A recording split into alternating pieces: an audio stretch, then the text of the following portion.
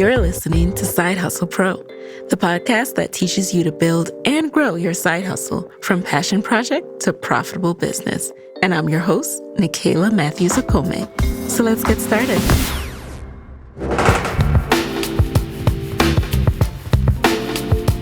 Hey, friends. Welcome back to the show.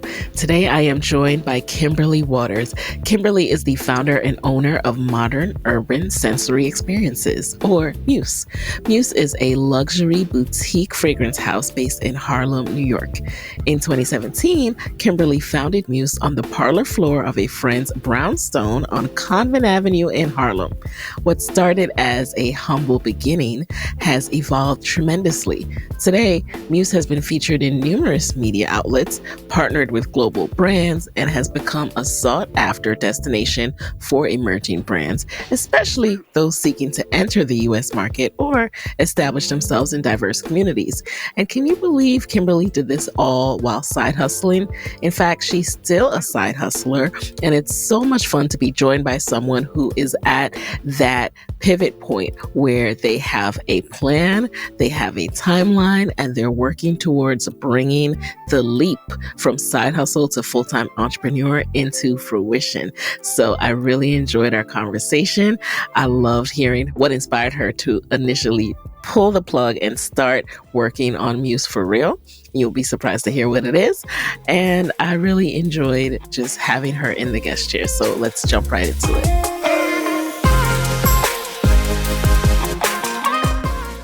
Welcome, Kimberly, to the guest chair. Thank you. Thank you for being here. All right, Kimberly, I am so intrigued by what you have created with MUSE, the Modern Urban Sensory Experience. Now, right. What does it all entail? So MUSE is a perfume destination here in Harlem. And I have been in business officially since 2017. Business in Harlem? Business in Harlem, yep. And I've been in the fragrance space probably almost a decade now. So if not a little bit longer, I don't want to age or date myself, but I've been doing this for a minute.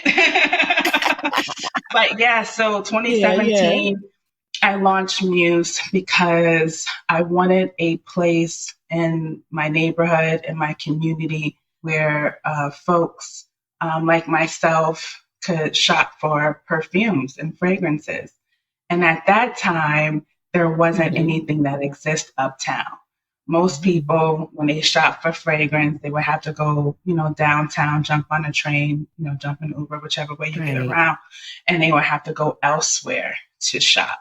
So my vision at the time, trust me, it was humble beginning, was just to create a safe space for us to be ourselves, for us to explore fragrance in a way that probably hadn't existed at the time, and also to be a partner. I think we're consumers when it comes to beauty and fragrance, but oftentimes we're not a part of the process.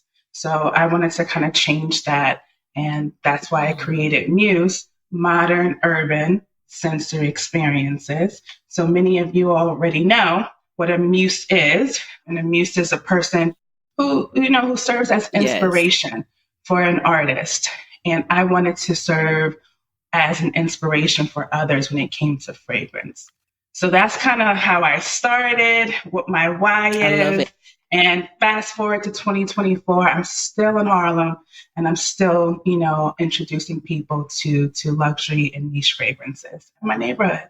So tell us more about how you got your expertise in fragrances. Where did you work or intern to really hone your skills? Absolutely. Great question. So, the whole purpose of, side hustle is, I didn't do this just automatically. It was something that came about because I had a career, which I still do, and I wasn't getting promoted, or it was hard for me to elevate in my career. And I thought at the time that if I just do the work if I perform, if I raise my hand, if I'm a leader, all of these amazing characteristics and behaviors that we display, then I would be seen. And I would be seen, and then therefore I would be chosen and to elevate in my career. And that wasn't the case. That wasn't the case. And it wasn't easy, and not that elevation in one's career should be easy, but again, I thought that I was doing the work. So there was kind of a challenge for me, because here I am, I know my talents and I know my skill set. I know that, God put me on this earth to do amazing things. So why isn't corporate America acknowledging all of this greatness, right? That was kind of that question that I pondered over for so long. So many of us who are listening to understand having those moments, of course. Yeah. So those moments turn into kind of like this kind of search, this kind of internal personal search. And I like to say that I went through like a quarter life crisis in my mid 20s to latter part of my 20s, because I didn't know. I was searching, and I just didn't know. You ask yourself a lot of questions at that time, like, what's my purpose? What my future is going to be. And, you have this vision of what you want your life to be. And sometimes that doesn't flow, right? It's not a flow. Yes. So I started to question a lot of things. And in the midst of questioning stuff, I said, God, I know you instilled in me talents. And I know that I am talented because I'm a child of God. So please help me figure this out. And I will tell you, I was reading books, honey. Everything was self-help. I was trying to find inspiration. Yes. And then I started to see certain aspects of my life kind of amplified, my lifestyle. You put it out there, you tell God what you want, and you ask for discernment. And that's essentially what I did. And I've always been a lover of fragrances, period. Like, whether it was body sprays in high school, the Victoria's Secret's body sprays, the lotions, the Bath and Body Works, I grew up implementing scent into my life. We all seen, our aunts and our uncles and our dads and our moms, provide this kind of, creative expression through scent in some capacity. And I did too. My mom had her favorite fragrances, my grandmother. So I kind of grew up around scent, in a lot of ways. And I incorporated fragrance into my life. And then, I started saying to myself, okay, there's something here. That amplification, that light was coming on, but I just didn't know where it was going to take me. And then I kind of started exploring this fragrance journey. And it started off with me still working my full-time career, and then also freelancing for different companies like Coty. And then I was that woman that when you come into the department stores, I was like, look, smell. I got a new fragrance. Smell. So I was that woman initially. You were one of those women. I was one of those women. Because I had to learn. I knew there was something there, but I kind of had to submerge myself, right? So that's kind of where the submersion happened, which is kind of learning that kind of fine fragrance retail component. And then I started blogging, because we didn't have Instagram. Maybe Instagram was on the cusp of coming out, but I started blogging and writing. And I just really wanted to take people along this journey that I did not know where I was going. But I knew that there was a spark. There was something there. And if I can take people along for the journey, then maybe in that time I'm inspired, and then they're inspired too. So that kind of mindset took me, not only, working for Coty, but it took me traveling in the name of fragrance, working for a French perfume company called By Killian at Saks Fifth Avenue, and also the Meatpacking District. I put in the work. So it was a long journey of condensing it.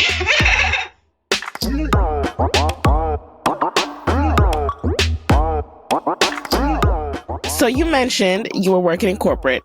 What was your original career path outside of fragrance?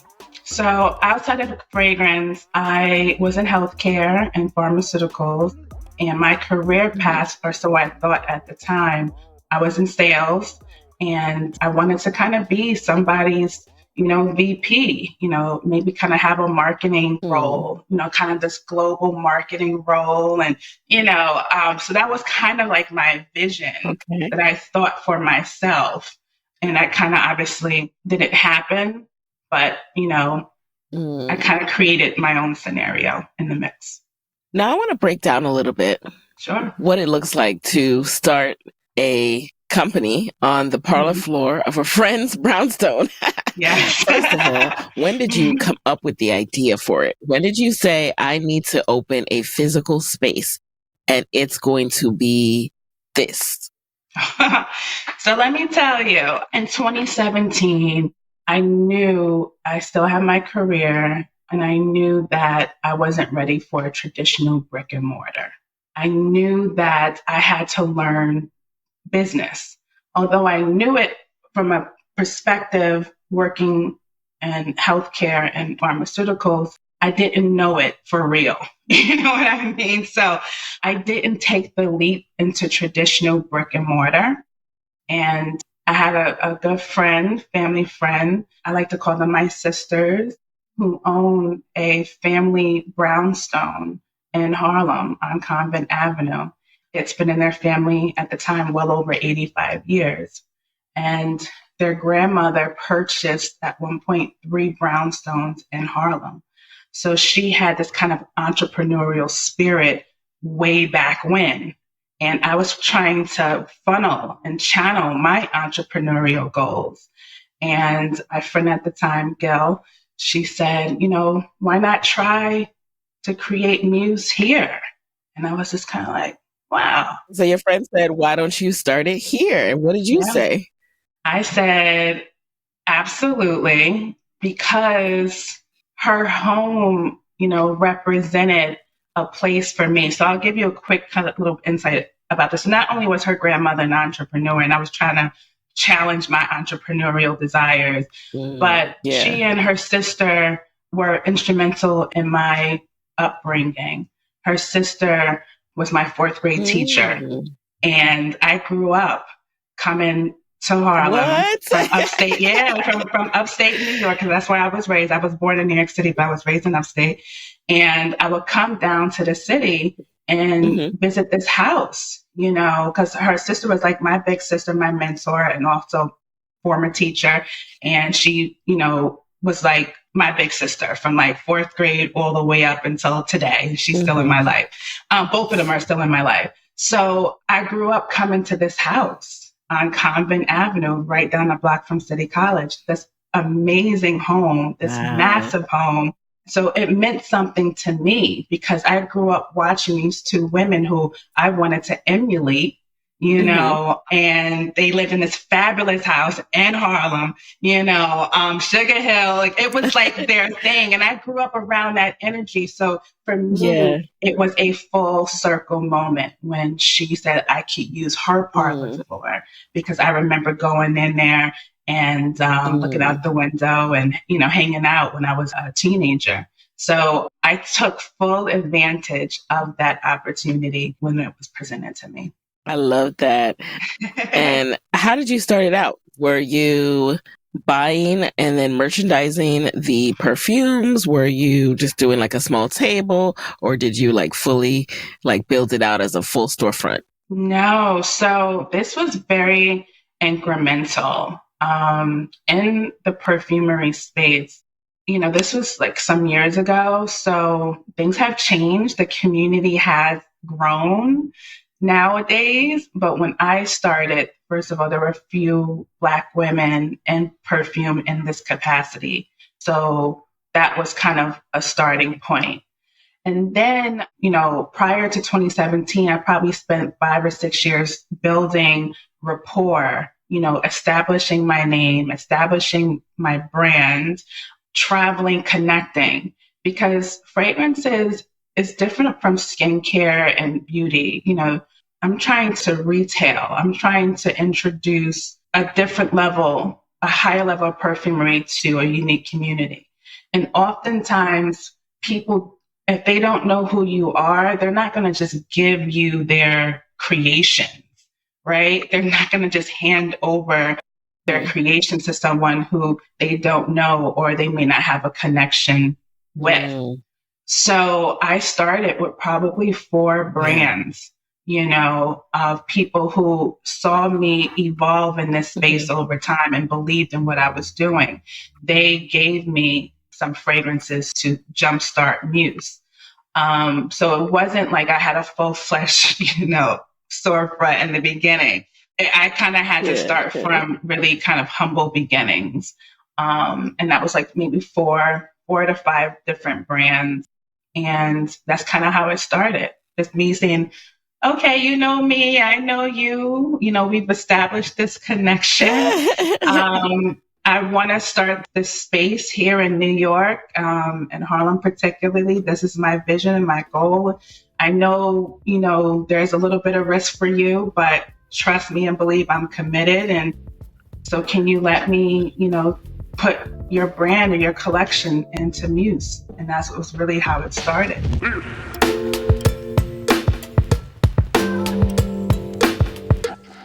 Had you ever seen an example of a perfume parlor before? So I did. So I used to work for a French perfume house at the time, and it's still called to this day by Kilian. And Kilian was probably one of the first luxury niche brands that really kind of had a cult following early on. And I worked for freelance for him, you know, at Saks Fifth Avenue first.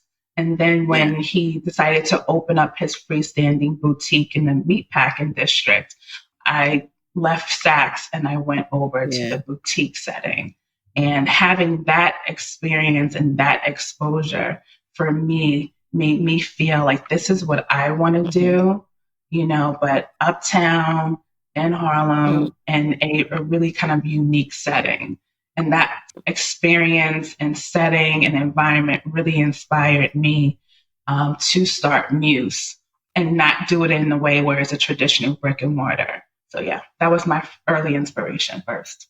A lot of us know the By Kilian brand because it was rumored to be like Rihanna's signature scent, one of their Love Don't their Be perfumes. Shy. Yep, that's right. That's right. It's so interesting, the power of a signature scent and the power of really understanding this space. And that's why I was so fascinated by what you do, because I think fragrances nowadays, it's become a bit more popular. I see YouTubers doing like perfume hauls and talking about signature scents and layering and all of that. And I feel like this didn't used to be a thing. What are you finding? I agree. You know, I agree in a couple of ways. I agree that this community has grown over the years.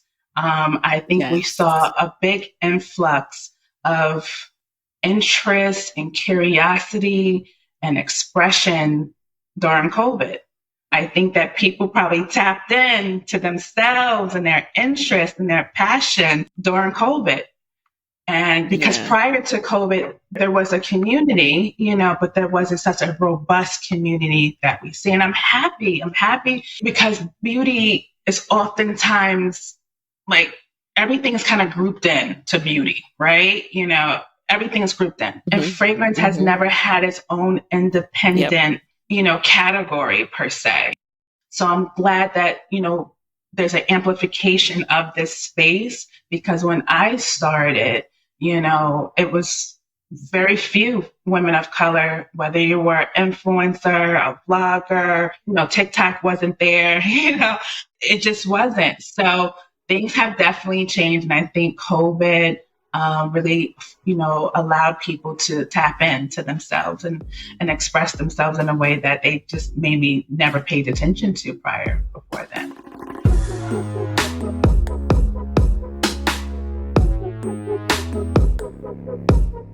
Once you started the business, when did you start to think about growth and like, okay, this is something I can really scale? It's something that I think about every single day, whether it's 2017 or 2024. It's a thought that continues to evolve. And I started MUSE out in 2017 with 5 brands, not really much of brand recognition, just kind of had a vision. And I had some people who believed in me. You know, I had a couple of followers. We call it, So I know to this day, I still know people who started with me in the beginning. You know, they have followed my journey. Really? And I think about 2024 now, and it's just like I'm no longer on Convent Avenue. I'm still in Harlem. I'm on Edgecombe Avenue, still in the parlor space. But the vision, you know, in 2017 and to see it now, I'm like in awe because I'm like, yo, the power that you have to just envision something that you want. You may not have all of the tools, you may not have all of the resources, you may not have everything in alignment, but I tell you, to see MUSE today, to see me today as, you know, the head MUSE, it's been a true evolution. And you know, now I have a community, you know, I've had some great features and different media outlets. I have recognition, I have respect, I have a perspective that's valued. Sometimes I have to remind myself of how far I've come, because I don't think we do that very often as entrepreneurs. You know, we're kind of focused on what's next. But and I give have to ourselves flowers. Exactly. And give ourselves flowers and give ourselves grace, because it's not overnight. It's definitely not overnight. This is years in the making. And I think about, you know, MUSE and scaling MUSE. And this is kind of where things become a little bit of a challenge, right? For me, because I'm a solopreneur. And from time to time, I have amazing people that, you know, come into my life to help continue to push me along this journey. At times I may have an intern or two to help with the logistics and the operational needs, but I really am a person who's still juggling, you know, the business aspect of MUSE. And, you know, right now there are some questions that I have that I'm trying to seek answers to. So it never stops. Like, even if you arrive at a certain position, it never stops. Nope. And as you said that, I'm like, well, of course you have questions that you're seeking answers to. I feel like we're always, as entrepreneurs, seeking answers to something, trying to figure out something in our business, get better at something. And speaking of that, let's talk about the aspects of what it actually took to start this, right? So your initial investment, given that this was like a friend's place and all of that.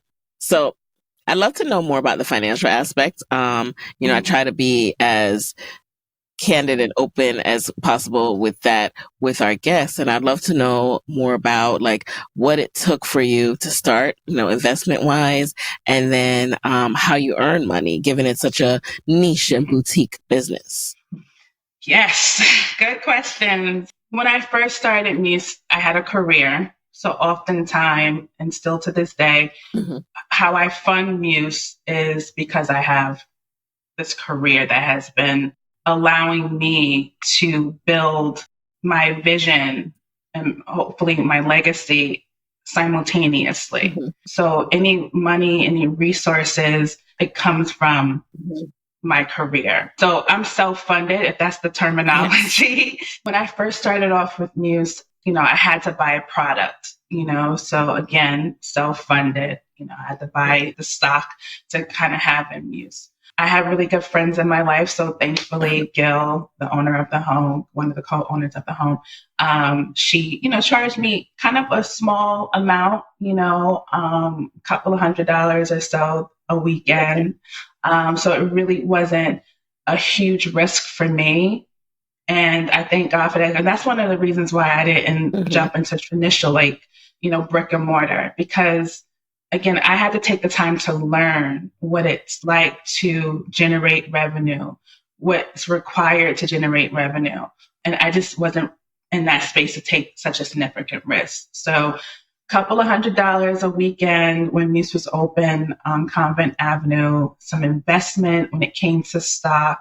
You know, I was fortunate. It wasn't a significant amount of money at the time. So fast forward now, when I have an intern that comes in, so I have to pay the intern.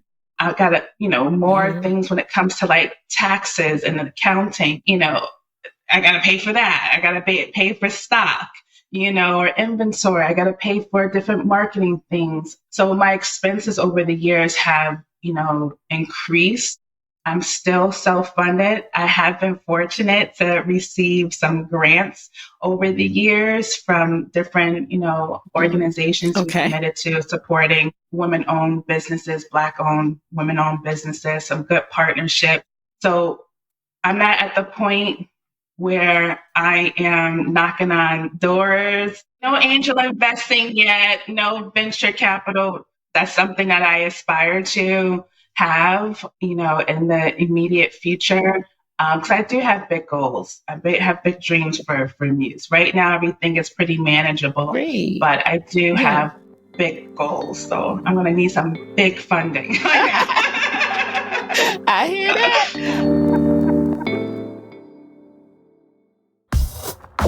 When I started podcasting, I knew I wanted to sell merch. So I started small with one t-shirt. Now I'm selling t-shirts, hoodies, joggers, mugs, you name it. And it's so easy, all because I use Shopify. Shopify is the global commerce platform that helps you sell at every stage of your business. From the launch your online shop stage to the first real life store stage, all the way to the did we just hit $1 million stage. Shopify is there to help you grow.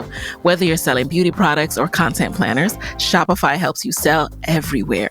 From their all-in-one e-commerce platform to their in-person point-of-sale system. Wherever and whatever you're selling, Shopify's got you covered.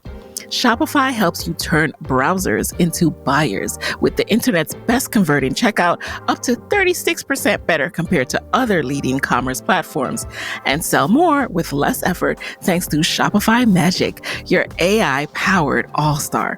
What I love about Shopify is no matter how big you want to grow, Shopify gives you everything you need to take control and take your business to the next level.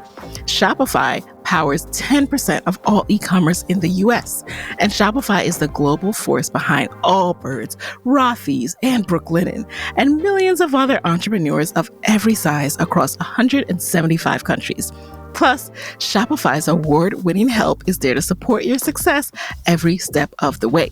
Because businesses that grow, grow with Shopify. Sign up for a $1 per month trial period at shopify.com/hustlepro, all lowercase. Go to shopify.com/hustlepro now to grow your business no matter what stage you're in. Again, that's shopify.com/hustlepro.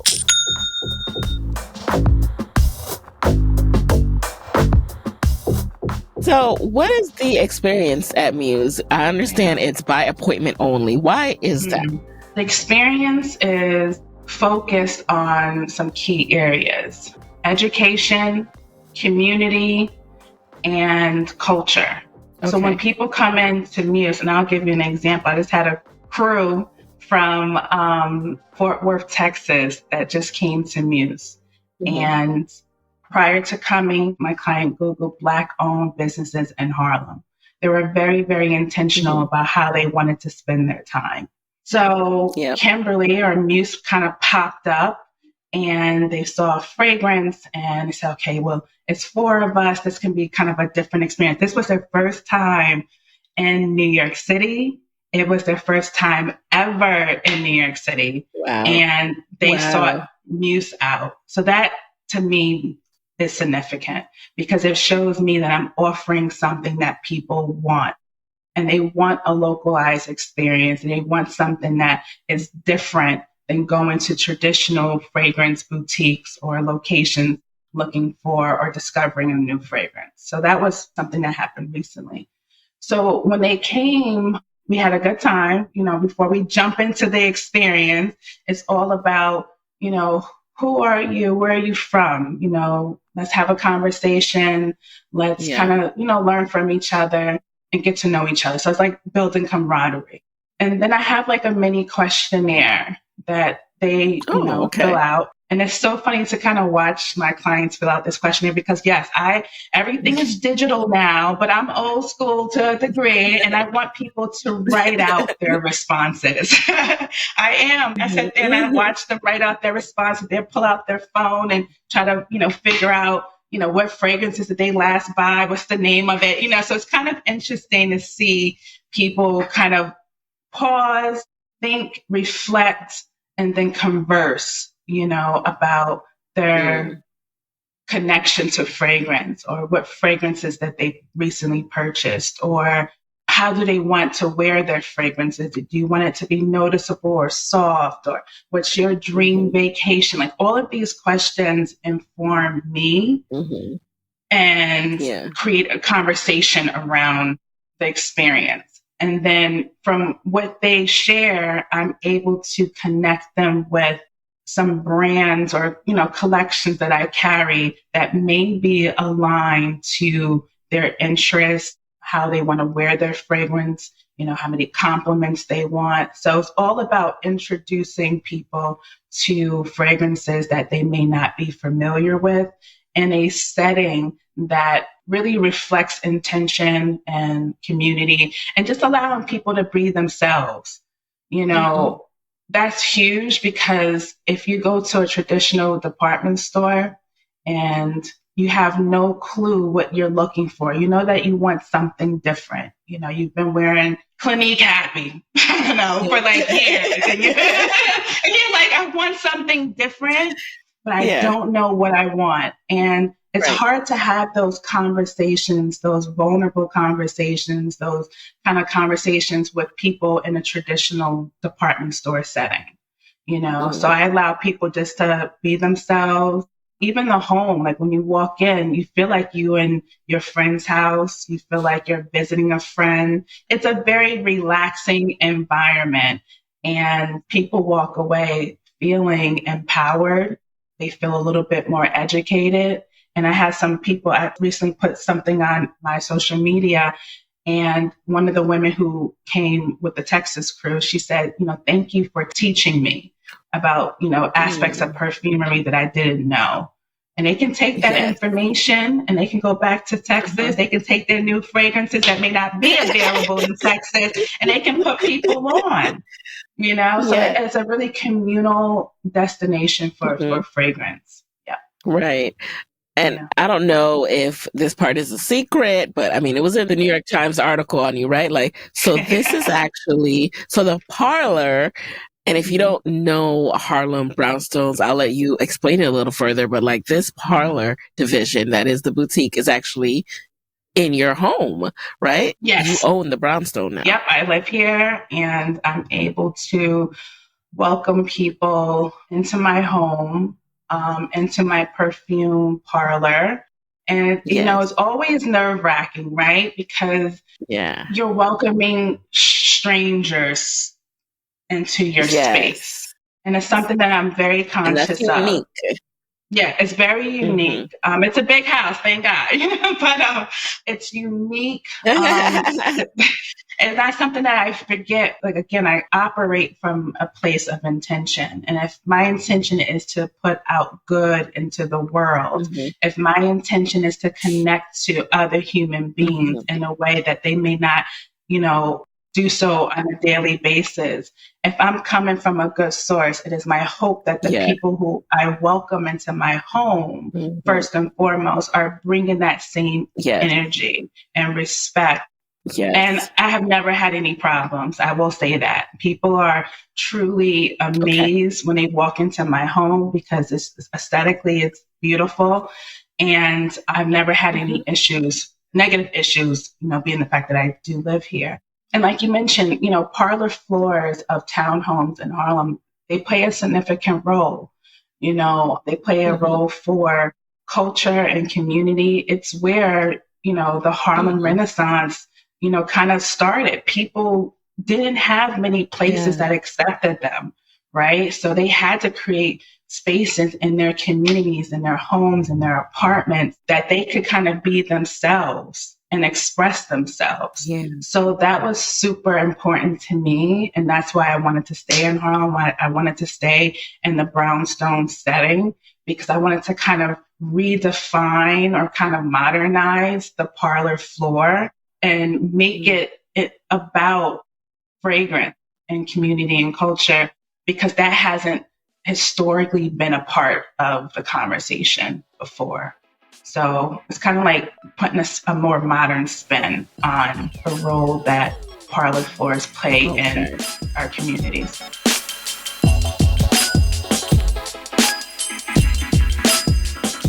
With these experiences, so you're providing, it is a true experience. Like you have cocktails, Absolutely. You have snacks. Yep. Do you also charge for the experience itself, or is the revenue solely from when people make a purchase? There's a couple of revenue streams that I have. So I have a full-fledged website that people can shop, explore, discover. So there's a good chunk of my revenue that comes from online sales. If you are coming to Harlem or coming to the city, you live in the area, and you want to smell things firsthand, you can come here. It's by appointment only, because I kind of like, again, this is my home. So I have to kind of keep that in mind. But I kind of like this kind of speakeasy, if you know type of vibe. I would describe MUSE as like the fragrance speakeasy of Harlem. And I was just kind of like, ooh, I like that, because, there's a level of discretion and there's a level of, people wanting to feel like they are a part of something that's truly unique, So you can come by appointment. You could come and the appointments, depending on what type of appointment, I have 3 types of appointments. You could just book an appointment for browsing. It's very much like an art gallery. You come in, you look, and you smell, and there's no obligation. 2, you could have a one-on-one experience with me where I actually, guide you through a curated collection so that it's much more intentional. It's much more hands-on and it's much more educational. That's an option. And then the third option, which seems to be like lately the most popular version, is groups, like small groups. So people who want to bring their friends and their significant others and their children or what have you. I create that experience for you too. So it's 3 options. You can learn more of that on the website. But let me just make something clear too. It's never any obligation, right? What I mean by that is this is not a very transactional experience. It's all about just really connecting to the experience and connecting to a fragrance that you may enjoy. So it's never the pressure of you having to buy something. My goal when you leave MUSE is to feel like you learned something. So that if you leave MUSE and you go downtown or you go to a department store or you're traveling around the world and you see a perfume boutique, you're able to confidently go in and explore and speak the language. That's a part of this industry. So that's first and foremost. I want you to discover a fragrance or a scent or a smell that you may not be used to or you may not have initially connected to. I want you to kind of feel like you have an open nose when you come here to kind of receive. Open nose, right? Open mind, open nose. To kind of just receive what you're being introduced to, And if you happen to find something, that's awesome.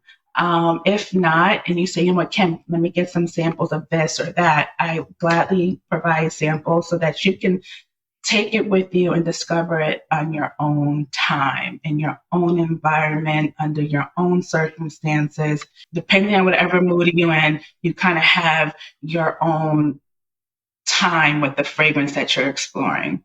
So never any pressure, and you do have options when it comes to visiting MUSE. So I'm curious who your ideal customer is. Like, who is your target market? I started MUSE with consumers who look like me, who have similar aspirations as me, whether it's men or women, who appreciate originality and access, who work hard for their money, and they're intentional about how they spend it.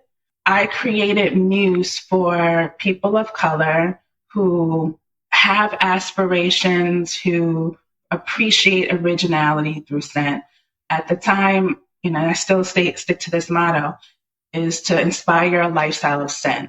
And I wanted to do that for the community. Yes, inspire a lifestyle of scent. And I live by that from a MUSE perspective, because at one point we weren't a part of this community. We weren't. Fragrance was always kind of like this kind of distant thing, but yet we consumed so much of it. So I wanted to change that. And that's why I created MUSE. And to this day, my consumer still stays the same. I live in Harlem. Although Harlem is changing, I embrace change. But my clients, are people who have similar experiences, have cultural connections, and who look like me in various capacities. So, yep, anybody can come. But, my why was more for, people of color in the community that I live in and I serve.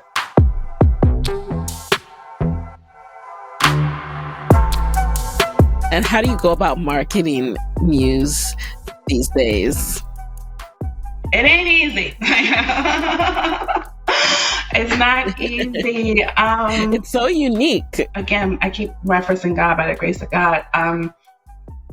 My success has been, up until this point, has just been through authenticity, allowing my brand and my journey to speak for itself.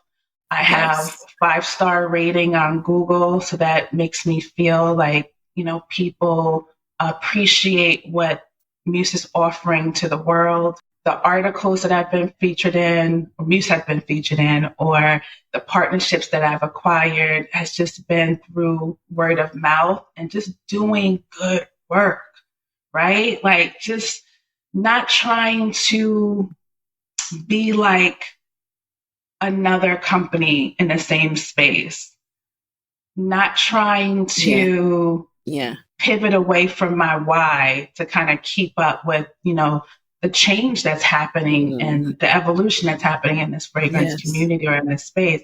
Just kind of sticking to my core and making sure that I ask for help when it's necessary. I remain true to my brand and to myself, and relying on the people who have experienced MUSE to share that with their friends and their family. Because word of mouth, I will tell you, like, the value of word of mouth and still that kind of human interaction still remains paramount for people and businesses like MUSE, because that's invaluable. So what is your goal for MUSE? So right now, because it is a side hustle, right?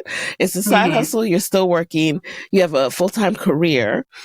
Do you feel that it's something that you have aggressive business goals for, or it's something that is kind of a passion project that earns money, but it's not something you want to grow?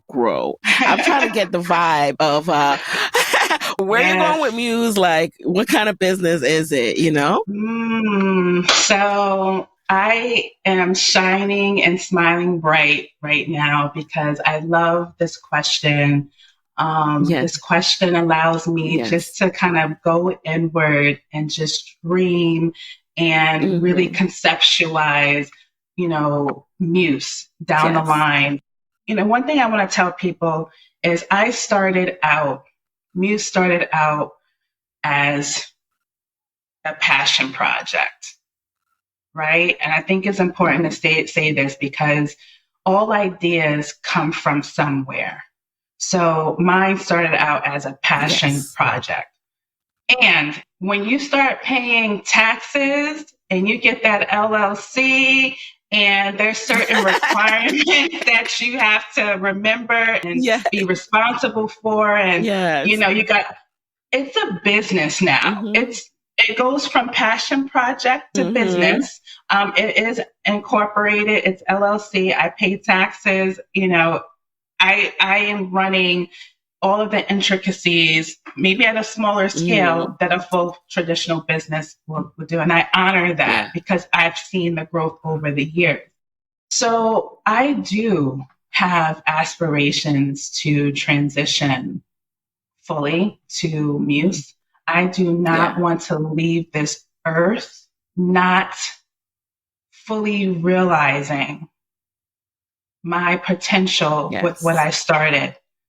I would be so disappointed in myself. And I don't even want to get emotional now because I feel like this is what's going to be the next step for me. I do have goals, however, that I need to make sure I meet and are in place. And I'm being aggressive with that. And I'm not giving myself 10 years, before I transition. No, that's not going to happen. Because I feel like I've proven to myself that this is worth leaping full-fledged with 2 feet.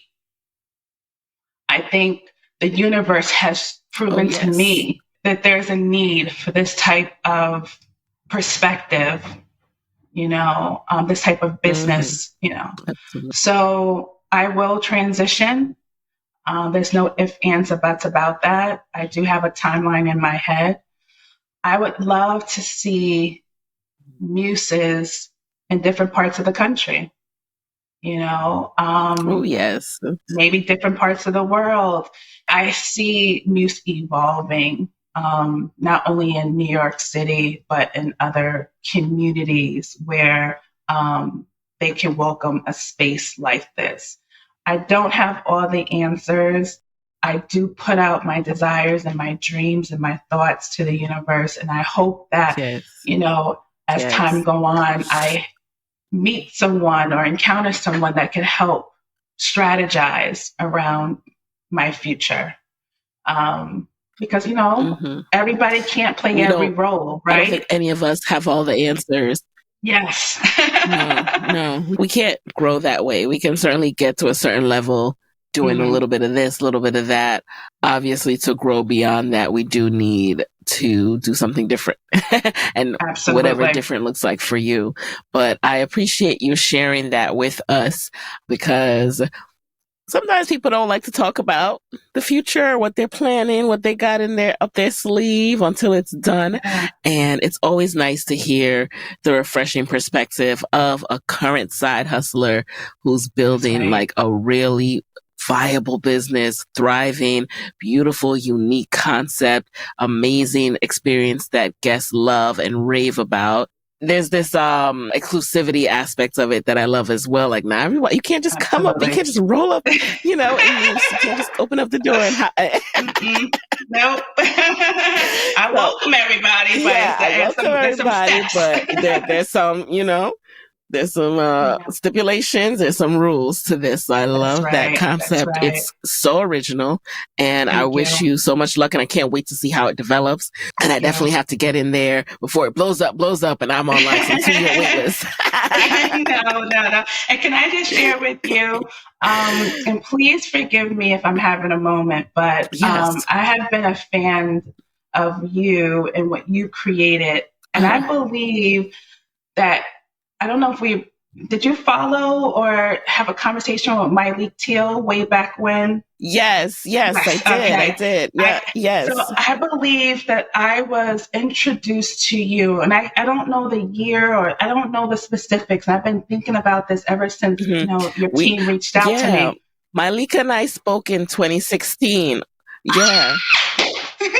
So that's where it started for me, right? It started for me. And I remember driving to Philly and listening to your podcast and just kind of listening and just to know that fast forward, I don't know how many years later, I'm having this conversation with you because MUSE was a side hustle. It was a passion project. Wow. So that's why your podcast and your conversation with her kind of like resonated with me. And it's just a full-fledged moment for me. And I thank you for seeing me and seeing MUSE and just reaching out and saying, I want you on a podcast that I listened to driving to Philly one weekend. I think I made it through two episodes on that journey, and it's just this makes me so happy. Wow. It makes me so happy. So thank you. I have to shout out Carmen. Carmen, when I was putting out, like, who should I interview next? Carmen was like, oh, you have to, I can make the intro if you haven't already. So shout out to Carmen for sharing you with me and, sharing MUSE. Yes, lipstick fashion. Oh, she is my girl. She's my girl. She pours into me. She pours into MUSE. She's the person that, one of the people that I tend to bounce ideas off of and just keep showing up for me and keep showing up for MUSE. So thank you, Carmen. Okay. All right, that's it. I'm sorry. She's awesome. Yes, thank you, Carmen. And I love this because it's just, it's leading up to the lightning round where we're going to talk about more awesome Black women. But I just love hearing things like that because that's the whole reason. And, it makes me emotional because that's the whole reason I started this show. Yeah. And we all have moments where in the day-to-day of doing the work, you kind of forget or you're not as close to the why every single moment that you're working on your show. So just to be reminded of that and that, wow, this really does impact people and it really is helping someone start their side hustle and grow it to a viable business. It's just amazing. I never take it for granted. So thank you. Thank you for that. All right, now we're going to transition into the lightning round. You just answer the first thing that comes to mind. Are you ready? I'm ready. All right. Okay. Number one, what is a resource that has helped you in your business that you can share with the Side Hustle Pro audience? Spotify, because it's such a resource for podcasts. It's where my go-to spot for all my podcasts and just for information. Number two, who is a non-celebrity Black woman entrepreneur who you would want to switch places with for a day and why? So I did mention Myleik. I know that she has transitioned to other things, but had she still been here at this moment running her business, I would want to switch places with her because she has been instrumental for me as an entrepreneur. Like I will kind of want to be in a day in the life of Myleik Teele. So yeah, that's one person. All right. Number three, what is a non-negotiable part of your day these days?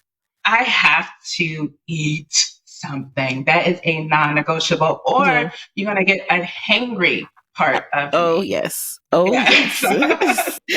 Number four, what's a personality trait that you think has helped you be successful in business? My tenacity. My tenacity to follow up with brands, my tenacity to, see something that may not come to fruition yet, but know that it's on the verge. I think you have to be a tenacious person to be an entrepreneur, especially knowing that there's really no overnight successes. You have to kind of stay the course, and that takes tenacity. And last but not least, what is your parting advice for fellow Black women entrepreneurs who do want to bet on themselves and do that side hustle, but are worried about stepping away from a steady paycheck? Do it at your time. And what I mean by that is definitely commit to yourself that you see something bigger than your current role, your current responsibility.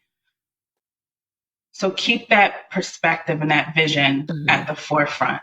Yeah. But don't allow the nuances around you to kind of force you into doing something prematurely. Be intentional. Yeah. Like I said earlier, like I do have a exit plan and some goals. And that's the intentional part of it, right? That keeps me kind of flowing and going along with MUSE, knowing that there's something that I'm going to do that I committed to. Yes. However, you have to kind of take these incremental steps and you can't be forced to kind of do things trying to keep up with someone else's pace or journey. So acknowledge where you are right now. Yeah. Be mindful of where you want to go. Set the steps so that you can get there. And believe me, it all works out for you in the end. Yes. I believe that. Yeah. And just enjoy the journey. Enjoy the inspiration that comes with the universe conspiring to make your goals and your dreams and your vision come to reality. Enjoy it. Yep. That's the perfect note to end on. So where can people connect with you and Muse after this episode?